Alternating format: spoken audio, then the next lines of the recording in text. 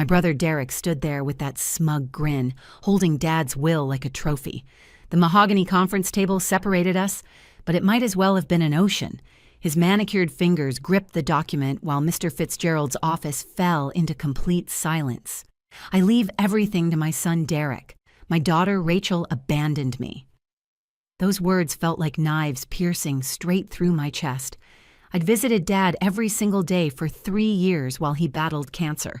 Every single day through chemotherapy, through radiation, through those long nights when he couldn't sleep from the pain. Derek hadn't shown his face in 5 years, not once, not even for Dad's 70th birthday when the whole family gathered.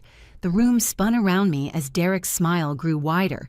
My hands trembled as I gripped the edge of the table, trying to process what I was hearing. 3 years of sacrifice, 3 years of love, reduced to nothing in a single sentence. Then my 9-year-old son, Tyler, suddenly stood up from his chair, his small frame barely reaching the table's height. His voice cut through the suffocating tension like a blade. "Mom, Grandpa told me something before he died. Should I tell everyone what Uncle Derek did to the real Will?" The temperature in the room seemed to drop 20 degrees. Derek's face transformed in an instant, the smugness draining away like water from a broken dam. His skin turned white as paper, then gray, his mouth opening and closing without sound. Mr. Fitzgerald leaned forward so quickly, his glasses nearly fell off his nose. "Young man, what do you mean, real Will?" Tyler stood there, unwavering, his small hands steady at his sides. In that moment, my 9-year-old son looked exactly like his grandfather, determined, unafraid, and holding secrets that could change everything. 3 days before the will reading, I was arranging Dad's funeral flowers, making sure his favorite white roses were perfect. Each petal had to be pristine, because Harold Covington deserved nothing less. The funeral director kept trying to suggest red roses or mixed arrangements, but I stood firm. Dad had planted white roses for Mom in their garden 30 years ago, and every anniversary, every birthday, every special occasion, he'd cut fresh ones for her. Now they would blanket his casket, a final connection between them. Harold Covington wasn't just my father, he was my anchor in every storm life threw at me. When my husband walked out 6 years ago, leaving me with a 3-year-old and a mortgage I couldn't afford, Dad didn't hesitate. He showed up at my door with his toolbox and a plan. "Rachel, honey, you're moving back home until you get on your feet," he'd said, already loading boxes into his truck. No judgment, no lectures about choosing the wrong man, just unconditional love and support. After Mom passed 8 years ago from a sudden heart attack, I became his companion through grief. Every morning at 7 a.m. sharp, I'd bring him fresh coffee and blueberry muffins from Mabel's Bakery down the street.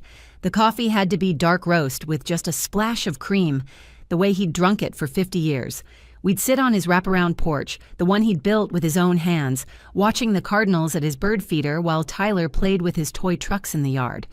"Rachel, you're the best daughter a man could ask for," Dad would say, patting my hand with his weathered fingers. Those hands told the story of his life, scarred from decades of woodworking, strong from building furniture that would outlast generations, gentle when teaching Tyler how to sand with the grain, not against it. His furniture store, Covington Craftsman, had been the pride of Millbrook for 40 years. People drove from 3 states away to buy his handmade dining sets and bedroom suites. Derek was cut from different cloth entirely. My older brother had inherited Mom's sharp features, but none of her warm heart. While I spent weekends helping Dad in the workshop, Derek spent them calculating what everything was worth. He'd walk through the house like an appraiser, mentally cataloging values. "That grandfather clock's worth at least $5,000, he'd mutter, or "We could get $30,000 for Mom's jewelry collection." When Dad got sick 3 years ago, the diagnosis hit like a sledgehammer: pancreatic cancer, stage 3.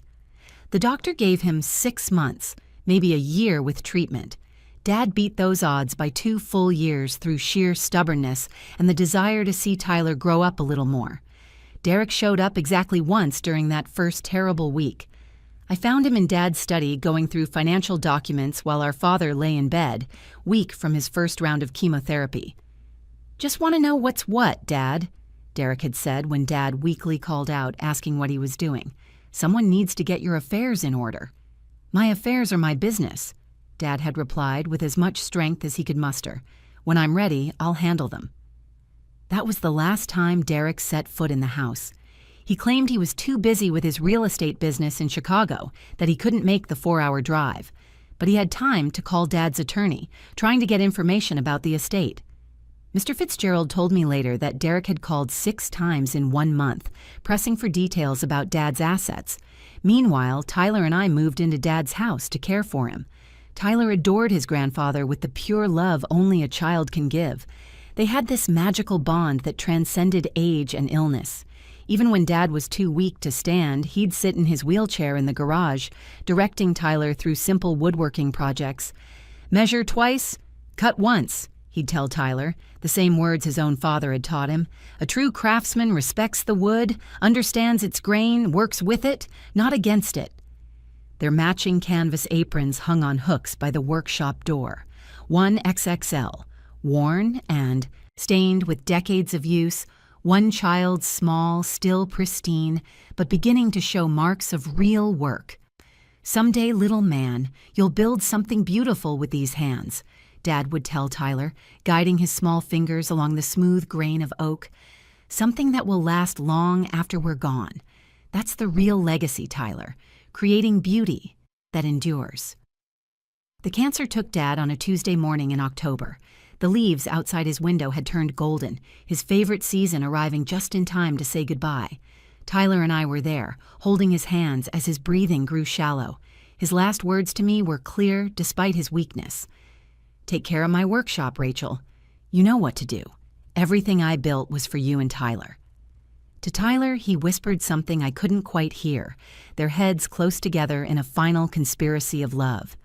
Tyler nodded solemnly, kissed his grandfather's cheek, and then Dad smiled one last time before closing his eyes forever.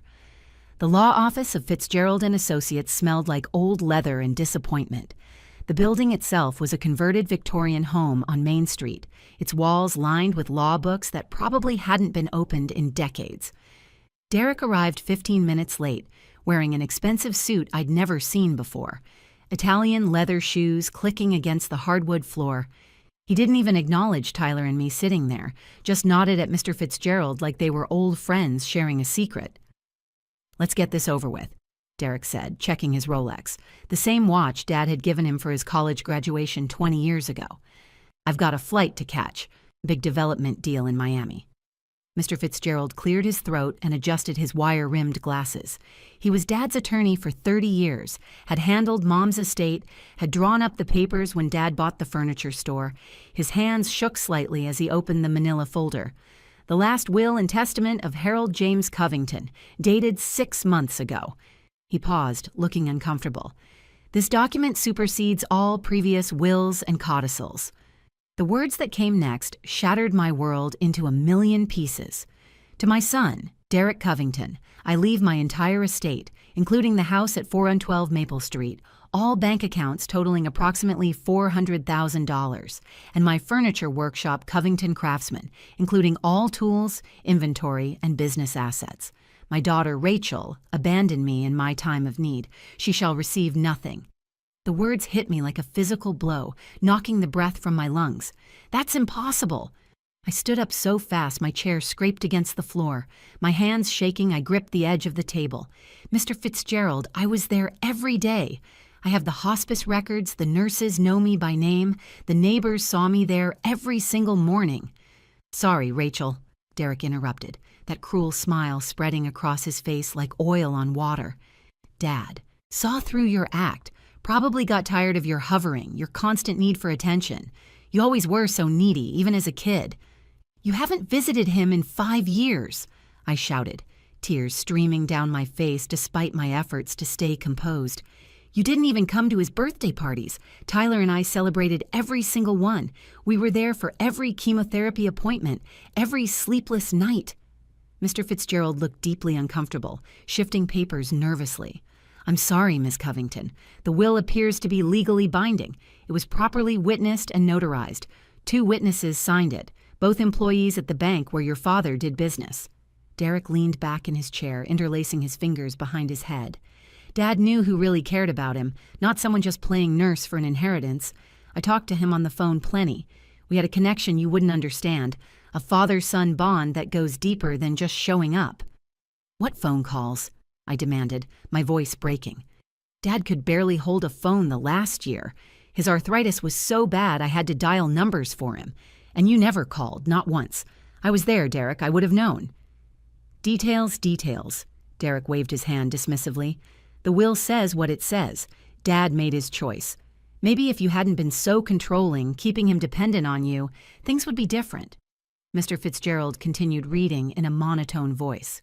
"Personal effects, including all jewelry, photographs, and memorabilia, are also left to Derek Covington. The contents of the workshop, including all Harold Covington's handmade pieces and tools collected over 40 years, become the sole property of Derek Covington. Even Mom's jewelry." My voice was barely a whisper now. "Her wedding ring? The locket with Tyler's baby picture that Dad kept by his bedside?" "Everything," Derek said flatly. "Dad wanted it to stay with the son who carries the Covington name forward. Your kid's name is Covington only because you couldn't keep a husband." The cruelty of that statement made even Mr. Fitzgerald flinch. I felt Tyler's small hand slip into mine, squeezing tight. I'd told him to be good during this meeting, that this was adult business, but I could feel him trembling beside me. "There must be an earlier will," I said desperately. "Dad had one made 5 years ago after Mom died. He told me about it, said everything was divided fairly." "This will supersedes all others," Mr. Fitzgerald repeated, though he wouldn't meet my eyes. "It's dated 6 months ago, during a time when your father was still legally competent. The bank witnesses confirmed he was of sound mind when he signed it." Derek stood up, smoothing his suit. "I'll need the house keys, Rachel. You have 30 days to vacate. I'm being generous. Legally, I could demand you leave immediately." That's when Tyler stood up on his chair, his small frame shaking, but his voice crystal clear. "Mr. Fitzgerald," Tyler said, his young voice cutting through the tension like a knife through silk.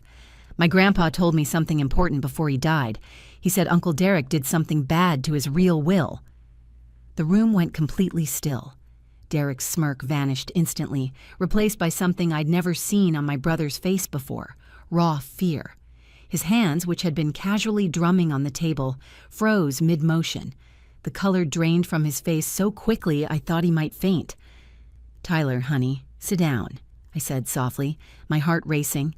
Part of me wanted to protect him from whatever was about to happen, but another part recognized the determination in his young face, the same look Dad got when he was about to stand his ground.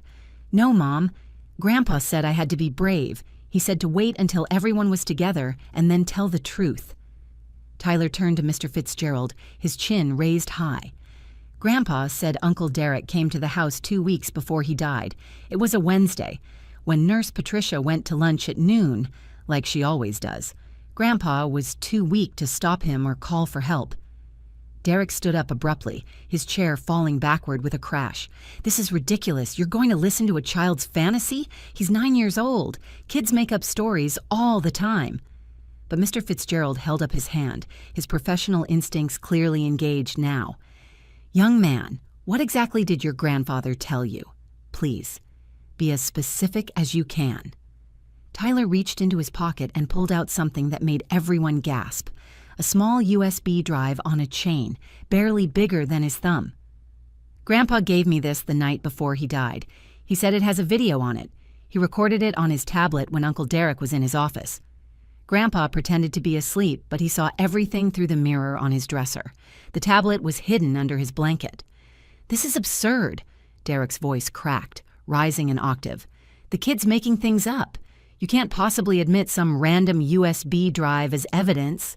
"There's more," Tyler continued, his voice steady despite his age. "Grandpa said Uncle Derek took papers from the safe. The real will. The one Grandpa made with you, Mr. Fitzgerald, last year when he was still strong enough to drive himself here. Uncle Derek put in a different one. Grandpa saw him practicing Dad's signature in the garage workshop. I saw the practice papers, too. They're hidden behind the old paint cans on the 3rd shelf." Mr. Fitzgerald leaned forward urgently. "Tyler, did your grandfather tell you anything about another will? Did he say if he contacted anyone about this?" Tyler nodded solemnly. He said, "You have it, Mr. Fitzgerald, in your email. He sent it to you 3 months ago from his tablet, but Uncle Derek told him he called you and said to ignore any emails from Grandpa because he was confused from the medicine. Grandpa heard Uncle Derek make that call from the hallway." The lawyer's face went pale, as death. He immediately turned to his computer, his fingers fumbling with the keyboard. "I did receive a call about Mr. Covington experiencing dementia. The caller said Harold was sending confused emails to everyone, that the family was handling it." His fingers flew across the keyboard with increasing urgency. "Oh my God, here it is, an email with an attached will document dated 3 months ago. I archived it without opening it after that phone call." "Don't open that," Derek shouted, moving toward the desk. "That's not legal. You can't just produce new evidence out of nowhere. This is a setup." "Derek, I strongly advise you to sit down and remain quiet," Mr. Fitzgerald said, his voice taking on an edge of steel I hadn't heard before. "What Tyler is describing, if true, constitutes fraud, forgery, and elder abuse. These are serious criminal charges." Tyler continued, his small voice filling the room. "Grandpa couldn't move much, but he could still use his tablet with one finger. He practiced for weeks when Uncle Derek wasn't around, learning how to record video without looking at the screen. He said Uncle Derek thought he was too old and sick to understand technology, but Grandpa said even dying men can learn new tricks when they need to protect their family. He also told me exactly where to find the practice signatures," Tyler added. "Behind the red paint cans, not the blue ones, 37 sheets of paper where Uncle Derek practiced copying Grandpa's signature. Grandpa counted them from his bed. He could see Uncle Derek through the window throwing them away, but Uncle Derek didn't know Grandpa could see the garage from his bed if he propped himself up just right." Derek's face had gone from white to red to purple. "Even if any of this is true, which it's not, that video won't be admissible in court. This is hearsay. This is entrapment." "Actually," Mr. Fitzgerald said, pulling out his phone, "video evidence of a crime in progress, combined with physical evidence and documented communications, would very likely be admissible. And if those practice signatures exist where Tyler says they are, along with this email I'm looking at right now, we have a very serious situation." "Everyone, please remain seated," Mr. Fitzgerald commanded, his professional composure returning with full force. He plugged Tyler's USB drive into his computer with the careful precision of someone handling evidence. "Derek, I strongly advise you to stay. Leaving now will only make things worse for you." Derek was already moving toward the door, his expensive shoes slipping on the polished floor. "This is entrapment. That video isn't legal. I'm calling my lawyer right now." "Sit down, Mr. Covington." The lawyer's voice turned to steel. "If you leave this room before we review this evidence, I'll have no choice but to immediately contact the police and report flight risk." Derek froze at the door handle, then slowly turned back, his face a mask of barely controlled rage. He slumped into his chair like a deflated balloon. Mr. Fitzgerald turned his computer monitor toward us and clicked play. The video was shaky, clearly recorded from where Dad lay in bed, the tablet hidden under blankets. But the image was clear enough through the dresser mirror's reflection, and the audio was crystal clear. There was Derek, rifling through Dad's mahogany desk, pulling papers from the wall safe Dad had installed 20 years ago. "Where is it, old man?" Derek's voice muttered on the recording. "I know you changed it after I asked for my advance. You always were too soft on Rachel." The sound of papers rustling filled the room. "There. This is it. Rachel gets everything. The house, the workshop, the accounts, $400,000 and she gets 70%? That's not happening. Not when I'm the one who deserves it." We watched in horror as Derek pulled out different papers from his briefcase, examining them carefully under Dad's desk lamp. The video showed him placing the new documents in the safe, then taking the original will to the small wastebasket. The strike of a match was audible, then the flare of flame as he burned the real will, making sure every piece turned to ash. "Mr. Fitzgerald, this is Derek Covington." Derek's recorded voice spoke clearly as he made a phone call. "My father's been having severe dementia episodes lately. Very confused, sending strange emails to everyone. If you receive any communications from him, please disregard them. I'm handling his affairs now as he's no longer competent. Yes, it's very sad. The cancer has affected his mind." The next part of the video made my blood run cold. Derek walked over to where Dad lay in bed, thinking he was asleep. "Sorry, Pops, but I've waited long enough. 41 years of being the responsible son while Rachel plays the princess. Time for the Covington name to mean something again." He actually patted Dad's hand before leaving. The video continued for another 30 seconds, and then we saw Dad's eyes open. He'd been awake the entire time, unable to move or speak due to his medication, but fully aware. A single tear rolled down his cheek as he slowly moved his one working finger to stop the recording. The lawyer paused the video. "This is evidence of fraud, forgery, and elder abuse. Tyler, you said there are practice signatures?" Tyler nodded firmly. "Behind the red paint cans in the garage, third shelf from the bottom. Grandpa watched Uncle Derek practice for 3 hours. He said Uncle Derek came back 4 different times to practice more." Mr. Fitzgerald was already dialing his phone. "Patricia, this is Arthur Fitzgerald. You were Harold Covington's hospice nurse. Do you remember a day about 2 weeks before he passed when Mr. Covington's son Derek visited during your lunch break?" "Yes, I'll wait." He put the phone on speaker. Patricia's voice filled the room. "Yes, I remember. October 2nd. It was unusual because Derek hadn't visited once in 3 years. I mentioned to Harold when I got back that it was nice his son finally came, but Harold got agitated. He kept trying to tell me something but couldn't form the words. I thought it was the morphine." "Thank you, Patricia. Would you be willing to provide a sworn statement about this?" "Absolutely. Harold was a good man. If something wrong happened, I want to help make it right." Mr. Fitzgerald then opened the email attachment from 3 months ago. This is the real will, properly witnessed by Patricia Henley and Dorothy Banks, both registered nurses.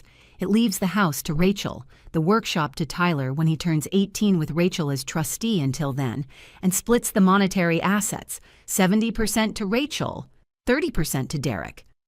"Dad still left you something." I turned to Derek in disbelief. "Even after everything, he still left you 30%, over $100,000. Derek's face was purple with rage and fear. "That video won't hold up in court. You need more than that." "Actually," Mr. Fitzgerald said, already composing an email, "we have the video evidence, the forged signatures you practiced. The false will, with what I'm certain, will prove to be forged signatures. Witness testimony, and the original will sent before you claimed Harold was incompetent. Detective Morrison, this is Arthur Fitzgerald. I need you at my office immediately. We have a case of will fraud and elder abuse that requires immediate attention." Derek was arrested that afternoon in Mr. Fitzgerald's office. 2 police officers led him away in handcuffs while he shouted about getting his lawyers and suing everyone in the room. The practice signatures behind the paint cans matched exactly what he'd submitted as Dad's real signature. 37 sheets of paper, just as Tyler had said, each one showing Derek's progression from clumsy imitation to near-perfect forgery. The forensic document examiner the police brought in confirmed within an hour that the signature on the fake will was fraudulent.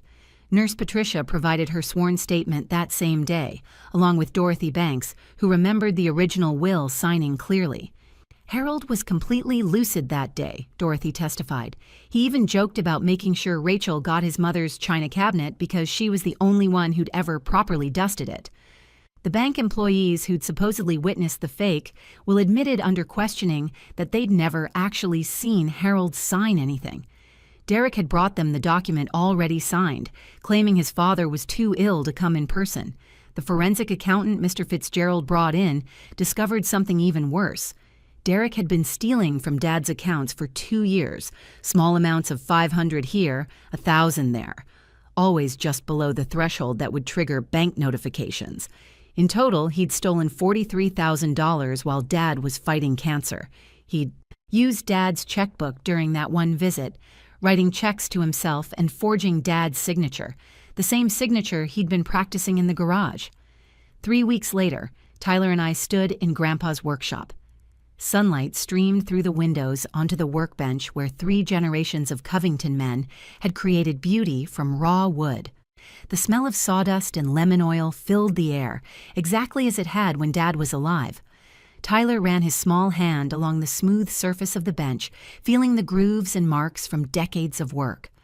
"Mom, why did Grandpa tell me and not you about the video?" I knelt beside him, pulling him close. Because he knew Uncle Derek would expect me to fight back. He'd be watching me, waiting for me to make a move.